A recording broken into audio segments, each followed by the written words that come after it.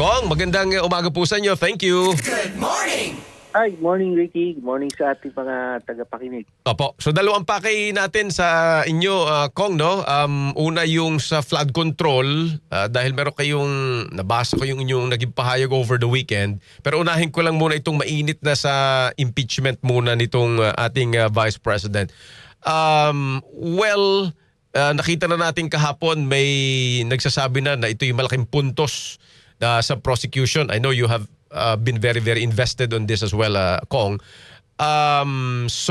Pero first step lang daw po ito na parang small win, no, na maipapasabi na po ang mga records, no, bank, tax, even AMLC record ng Vice President. Ano ang inyong thoughts dito, Kong? Well, tama. Sang-ayon ako sinabi mo na mahalagang first step na tagumpay ito dahil masasupina na nga yung mga nabanggit na records dahil isa sa mga pinakamabigat na issue ng buong impeachment trial itong usapin ng undeclared wealth. No? Mm-hmm.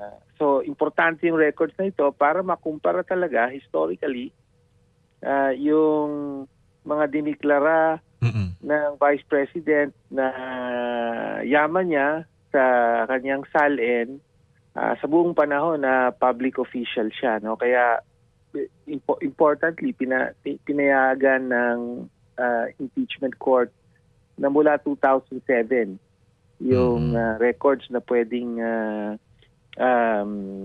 kunin ng korte. No? So para ma-establish niya kung tama ba ang inihayag ng Vice Presidente na yaman niya, no? Sa salin kumpara dun sa aktual ng mga records na magpapakita kung pagkano nga ba talaga ang yaman niya. Sa inyo bang assessment, Kong, sa nagpapatuloy basically pang 8 na tayo ngayong araw na trial this day, no? Ano bang inyong nagiging assessment po rito so far? Parang is the Filipino winning so far? Well, the fact na natuloy ito in the first place, isang tagumpay na yun, no? Dahil alam natin, nung nakaraang kongreso pa dapat nangyari ang trial na to, gayunman, yun nga, hinadlangan ng Vice Presidente at pamamagitan ng pagtakbo sa Supreme Court, no? At yung Supreme Court naglabas ng controversial na decision na tingin ng marami, kabilang ako, na parang nanghimasok na talaga sa paggawa ng rules mismo ng impeachment na hindi na dapat pinangmasukan ng Supreme Court, no? Nevertheless, kaya parang umulit tapos ngayon natuloy at nasa 8th day na tayo ng trial. So, tagumpay na yon in the first place. Tapos, yes, tagumpay in the sense na ang second highest official ng ating bansa ay umarap ngayon sa paglilitis dahil nga sa mga issues na nilalaman ng impeachment. Opo. Kasi I ask for ng iyong thoughts dyan kasi yun din, maganda yung binanggit ni Representative Laila De Lima dyan na talagang, parang hindi ito winning ng prosecution tsaka ng defense, particularly ito nangyari, kung hindi ng Senado mismo as an institution dahil sa sinasabing talagang hindi sila sumuko at nagpadala doon sa mga balakid, no, for transparency in particular. Now, tatawid ako dahil nabanggit ko na yung tagumpay. Marami rin kasi sa ibang kampo, Kong, at ito na yung talagang kaya gusto ko tang makausap kasi over the weekend may nabasa akong opinion mo na I think sentiment ng marami pagdating naman do sa flood control anomaly, no? And you were saying hanggang ngayon wala pang big fish, wala pang malalaking isda na nalalambat dito aside from, well, an incumbent senator, a former senator, at yung dalawang kontraktor na mag-asawa, anong inaasahan mo rito? Because ang latest ngayon, Kong, ay, well, after SONA, muli daw bubuksan ito. At parang ngayon parang I don't know, with the issue ngayon na even yung nakababatang kapatid ni Senator Judge Alan Peter Cayetano, manager ng PTB4, parang haharap daw rito at magbibigay ng mga patunay ng pagkakasangkot ni Senator Cayetano sa flood control sa Taguig. With all of these latest developments, Kong, ano ang iyong nafoforesee rito sa pagbubukas muli ng flood control anomaly investigation? Well, talagang unfortunately ay hindi natin masisisi ang maraming mga kababayan natin sa pag-isip na talagang selective, hindi patas at pili ang mga dinidiinan dito sa flood control.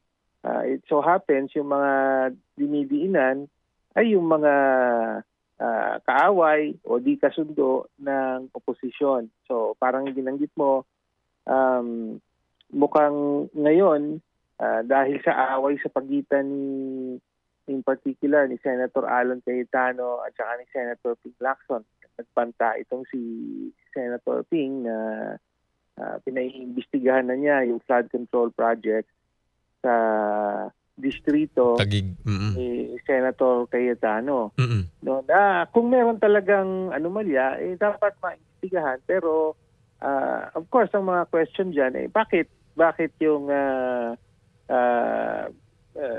yung mga projects lang ni Senator Cayetano?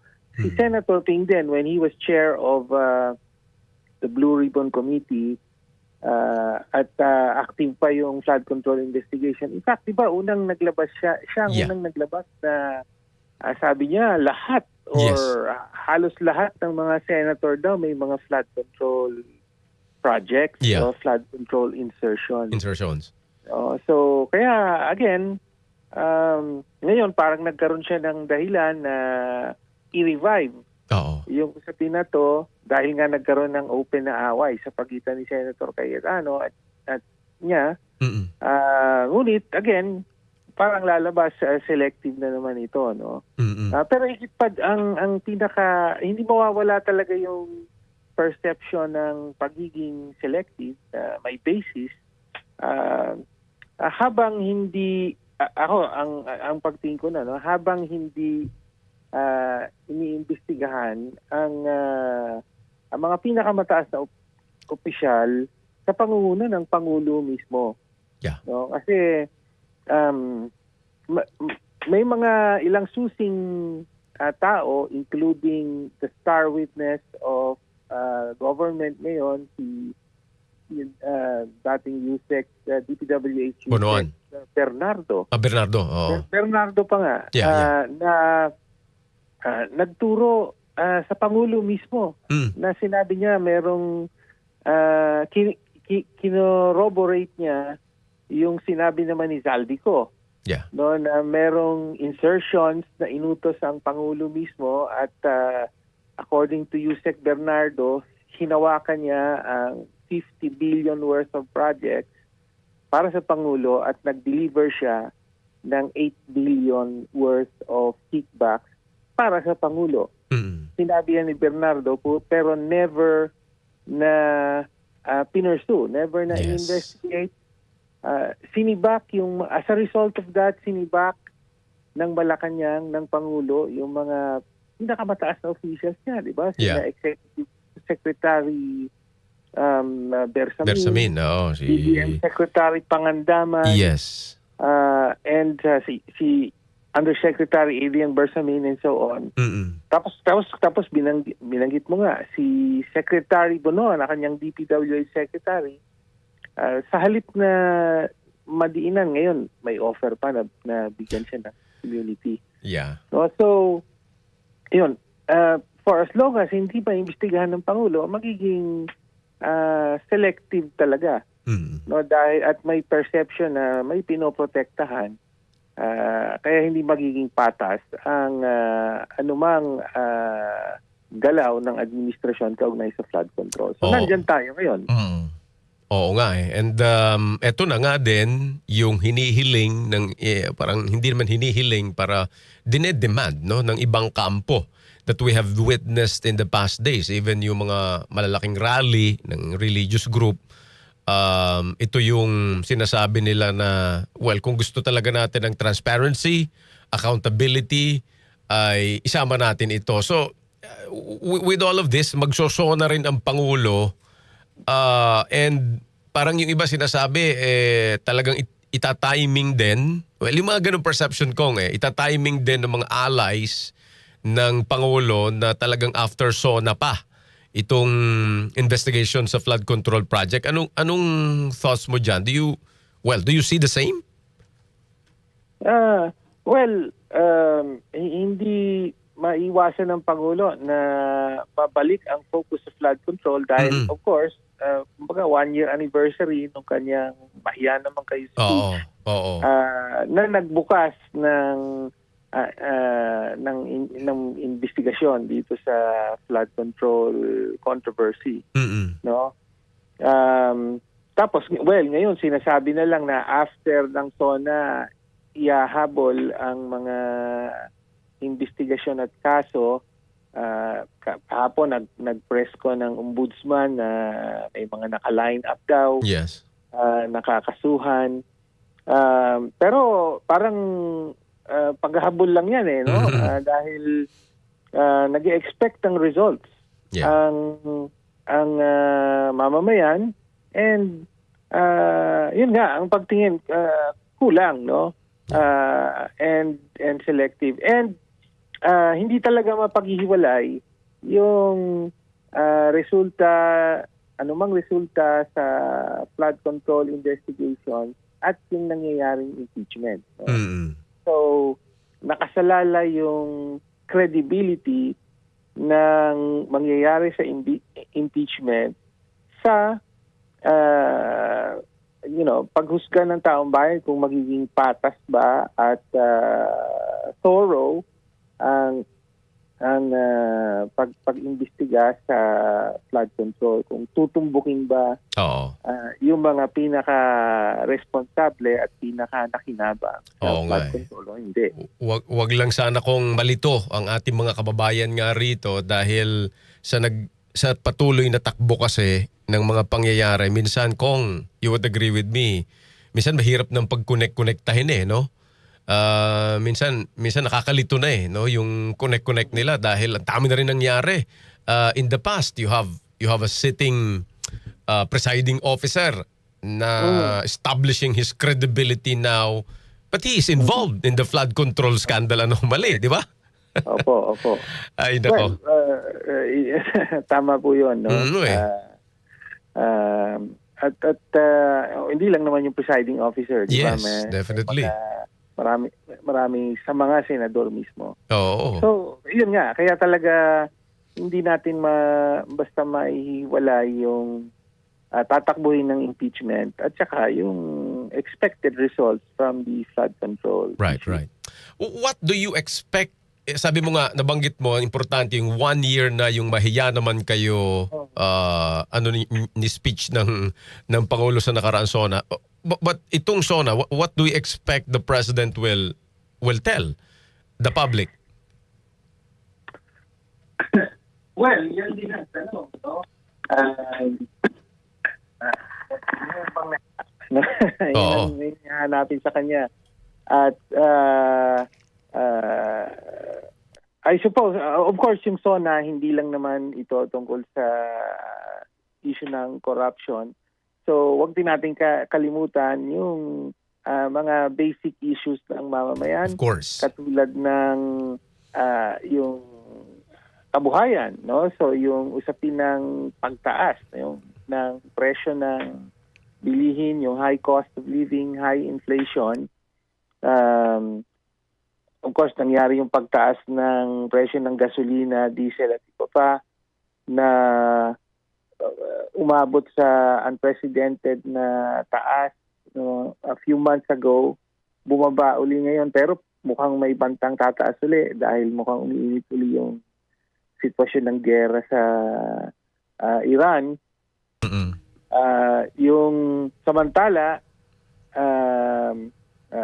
bigo yung mga manggagawa sa panawagan na magkaroon ng substantial na increase sa sahod. Mm-mm. No? So yun, kailangan ding singilin ang Pangulo sa economic performance niya. No? I think isang basic reason kung bakit bagsak pa rin sa kabila ng mga efforts ng Pangulo at ng administrasyon ay bagsak pa rin ang approval rating ng Pangulo is because of yung failure to deliver on the economic front na mararamdaman ng ordinaryong Pilipino sa anyo ng mas magandang kabuhayan, kumbaga. Tama ka. At kumbaga, even tayo inaantay natin kung ano sasabihin ng Pangulo nga dyan, impeachment, flood control ulit sa kanyang binuksan, pero wag ding mawawala yung focus dun kasi ulat sa bayan yan report sa bayan ng Pangulo. So kailangan nating mausisa din. Ano ba mga ginawa na, ano? So, final na lang ito, dahil nga magsoso na rin ang Pangulo, Kong, kasi yung at ito direkta talaga sa inyo ito, 'di ba? Yung sa mga guro natin, itong nakaraang mga usapin ng shooting sa schools, kung matatandaan mo rin, Kong, 'di ba? Nung nakaraang SONA, ang daming ipinangako ng Pangulo sa reform, katulad halimbawa ng yung mga bulilit centers sa early childhood na gusto niyang gawin. Anong assessment nyo dyan? Yan ba ay nagawa? Yan ba ay, kumbaga, wala na kasing nakapansin dyan, wala na nakapag-follow up even sa mainstream media, but sa inyong, sa inyong assessment or evaluation dyan, yan ba ay natupad ng Pangulo? Well, magandang point yan, no? Frankly, hindi ko rin masyadong nasubaybayan itong bulilit or early childhood centers. Oo. Ang na-monitor natin ay yung pagtulak at sumusulong naman sa Kongreso ng pagpapalakas at pagpapalawak ng coverage ng feeding program ng gobyerno. No, so may tulak na gawing mas universal ito. Ibig sabihin kung malawak. Ngayon ay binibigay lang dun sa mga underweight or malnourished ay ang plano ay ibigay sa lahat ng mga bata sa elementary, for example. Public schools. At may pag-expand ng pondo sa 2026 budget para sa school feeding. So mas yun ang na-monitor natin kaugnay niyan, no? Gayunpaman ay nananatili pa rin yung mga seryosong problema sa edukasyon na ang pinakasintoma ay yung mababang antas ng literacy, no? Particularly yung functional literacy. Maraming mga kahit umabot na sa senior high school ay hindi pa rin nauunawaan yung binabasa nila. Sige. So, ganyan po ang isang kalagayan na dapat ding masingilang Pangulo sa usapin ng edukasyon. Oo. At yan naman ay kawing-kawing, no? Kung so aabangan natin yan kung kasi yung binanggit mong yan talaga yung pagkabansot, 'di ba? Maraming mga experts sa edukasyon nagsasabi dapat mag-declare din tayo ng national emergency diyan kasi nga dahil nasa crisis yung education. Anyway, one last point very quickly, Kong, kasi isa ka sa nag-react lang, medyo ito yung teacher na ipinahiya ni Gabriel Go, and you were asking MMDA na totally tanggalin ito. Hindi dahil sa dami na naging violations niya. Anong update diyan, Kong? Actually, hindi maganda yung lumabas sa media. Ang usapin dito hindi whether or not Yes. nag-violate ba yung teacher. Yung Yes. teacher, kahit mismo yung teacher, aminado naman siya. Agree. Na of course wala siyang helmet nung Mm-mm. nagmamotor. Mm-mm. Yun ang issue. Ang issue yung naging pagtrato sa kanya ni Yeah. Gabriel Go, at particular yung ginawa siyang content para sa Mm. personal blog ni Gabriel Go. Kaya may violation of the privacy rights nung teacher.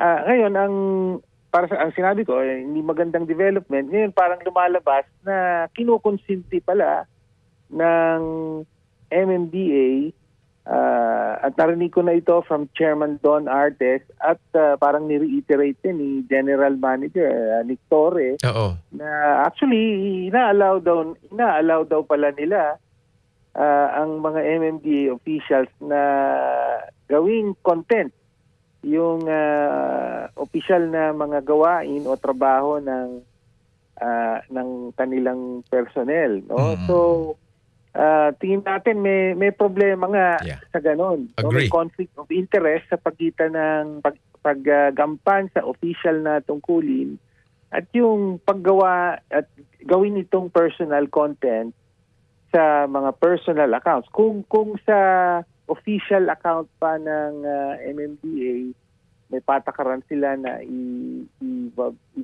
ito for whatever purpose, ay baka pwede pa yon, no? Pero pag sa personal na, iba ng mga motibo, may mga ibang motibo na yan. No?